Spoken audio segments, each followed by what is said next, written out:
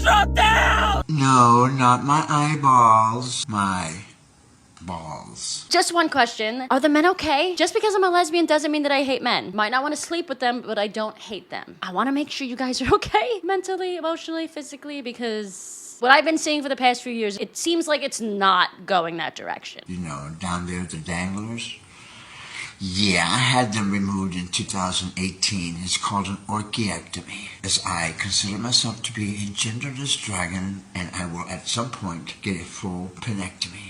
And I will have no gender, no genitalia to identify my gender. I love that. Yeah. Bye-bye, balls. Bye-bye. It's been nice loving you. Again, I'm gonna ask, seriously, are the men okay? Of course, it's not just men. It is a lot of just Western people and culture in general. But today, I just want to focus on the guys. And honestly, I can't blame them. It's not 100% their fault. Okay, so I'm currently driving to work, crying.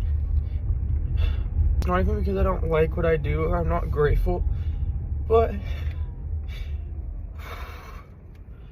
I feel like anyone who's in the early 20s is like, like, what the fuck are we doing? Growing up in a world that's like practically falling apart, and it's so hard to stay positive when kind of everything's thrown at you.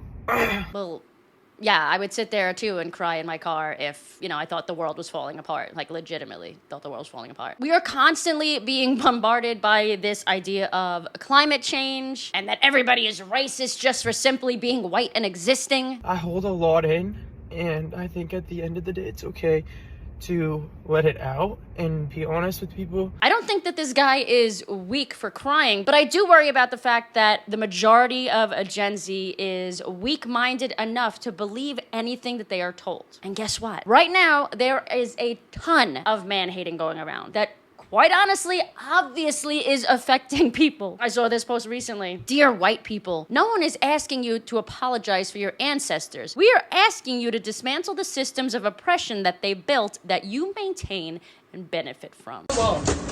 Leave me alone. Dude, sit over here, man. Sit over here. Leave me alone. Leave me alone. Leave me alone. Sit over here. Leave me alone. Grown white man Leave me alone. attacking a Hispanic woman on You the are street. attacking me. Go away. Leave me alone. Don't touch me. Right. Is this what you want? Is this comfortable? Are you comfortable here?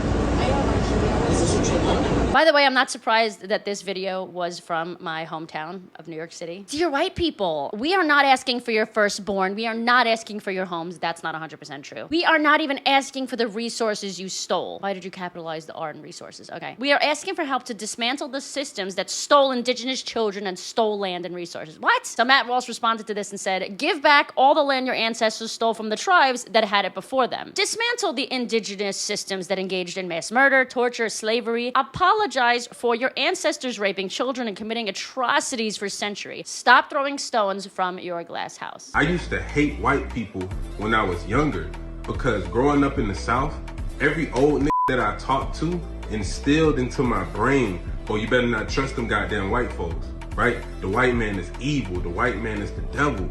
They used to hang us from trees and they enslaved us. And when you hearing this as a child, it definitely impacts you on the subconscious level. And see, I don't really fault a lot of the older generation because they actually experienced a lot of things that I never experienced. So growing up, these thoughts are put into your head. And then you go to school and there's two movies that they make sure you see, Roots, and they make sure you see the Dr. King movie. So now it's reinforcing this narrative that all white people are evil, all white people are bad. But even more importantly, it's also instilling a victim mentality within your consciousness. So now anytime something bad happens, you can blame white people, you can blame the system, and it's really putting you into a powerless position. And we see this over and over and over again. So much so that apparently guys are paying up to $10,000 to go to this alpha male training camp. You can't make this up. I'm strong. Move forward. Move forward. Move forward. I'm a man. Forward. I am a man. I am a man. I am a man. I am a man. Move forward. I am a man. I am a man. Move forward. I am a man. Somebody said the least alpha male thing you can do is go to a boot camp for alpha males. Again, I'm asking again, are the men okay? There. There. There. There. There. There. There you are, child. There you are. Somebody said, imagine being a little bitch and paying money to not be a little bitch and still being a little bitch. Listen, crying and releasing isn't weak. That's not what I'm saying. But neither is paying someone to help you heal. That's something you have to do on your own. But I do think it's fairly obvious exactly how we got to this point. Isaac covered this topic very well a few weeks ago. Right now in my country of Australia, we have a massive issue with young dudes. And I think that it echoes all over the world. These problems are everywhere with people who are yet to become men. Right now, I'm sure you're all very aware of the epidemic that faces young men. The mental health problems, feeling lost, not having ownership of anything. They feel without cause, without purpose, and masculinity is at an all-time low. And it's not just straight men, right? It is gay men, it is every kind of man, Western man anyway. I think I just got gay bashed for the first time in 19 years of living in Los Angeles. I was just here at the Sprouts in Culver City, and I was walking near the deli section, and this older guy said, "Don't get too close.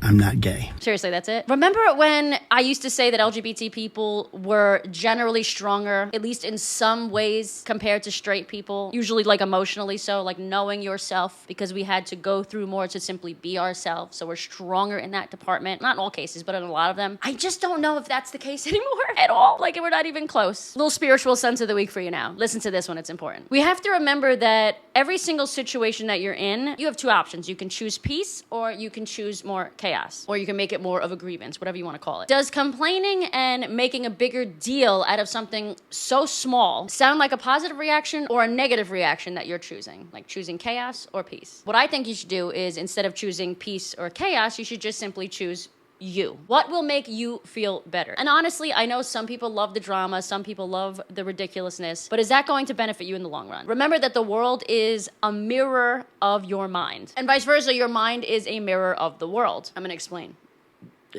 That was a good burp. Both us and the universe are givers and receivers. We are creators. I guess you could say creators and receivers, not really givers and receivers, but that too. If somebody else is creating negative energy, why would you also choose to create more of it, to continue that down that path? Whether that's believing that you aren't worthy of love as a man, that you're not allowed to experience emotions, or whether that means allowing your emotions to control you. None of those things are okay. Oh my God, not this guy having an absolute emotional breakdown in his car, screaming that he's gonna forget it. Like he doesn't know what to do with himself because Biden dropped out of the race, slapping himself, screaming.